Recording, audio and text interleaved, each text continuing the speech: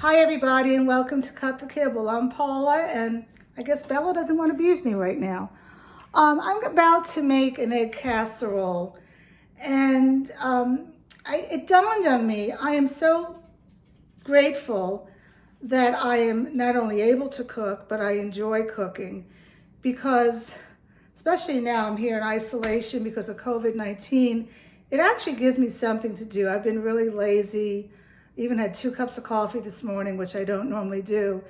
And I'm cooking for my dog and I enjoy doing it. And for those of you who don't like cooking, why don't you give it a try? Because it's good for them. And it made me also want to really talk to you about kibble. I am Cut the Kibble, right? Turn that bag of kibble over and let's look at the ingredients. The first ingredients is going to be protein. It's going to be a meat, chicken, fish. Where'd it come from? Did it come from the U.S.? I don't know. Doesn't say. It says made in the USA. It doesn't say where it's sourced.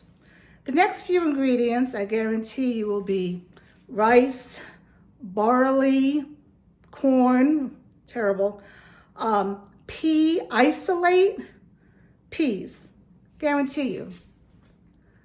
Where did those come from?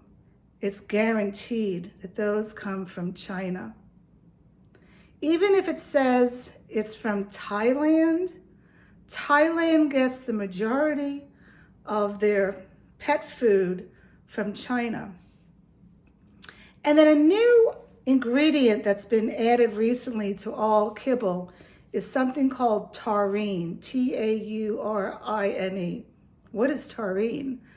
Taurine is a hot topic right now because over the past few years, many dogs have died of DCM. It's a heart disease. And they don't really know exactly why, but all of this research has shown that the dogs that have died have not had enough taurine. And what they're finding out is they're not producing taurine, the taurine's being blocked to be absorbed because legumes do not allow the absorption of taurine. And a lot of the grain-free food, I'm a grain-free cooker, okay, and I will always be, but a lot of the grain-free kibble, because grain is cheap and it's a filler, they're throwing in all these legumes, tons of legumes. Hey, you want to give your dog some pinto beans, go for it. You want to give him some peas, go for it. But the kibble is throwing in too many legumes. And they're right up there in the 3rd through 6th ingredient. And ingredients are listed by order of volume.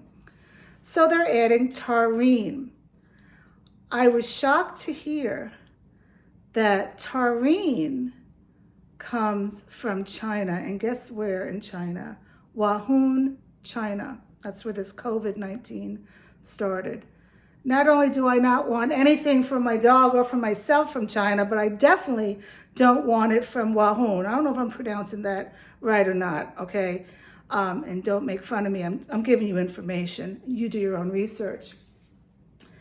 Okay, so we get through the protein, the grains, the now taurine, and then after that you have this huge, can you see my hand? Huge list of all these vitamins and supplements. And you're like, yeah, this looks good. My dog's getting all these supplements and vitamins. Where are those supplements coming from? They are not coming from the US of A, okay? They are not. They're coming from Thailand, and Thailand is getting them from China, okay? And why does a kibble, like a Purina, have to put all these vitamins in?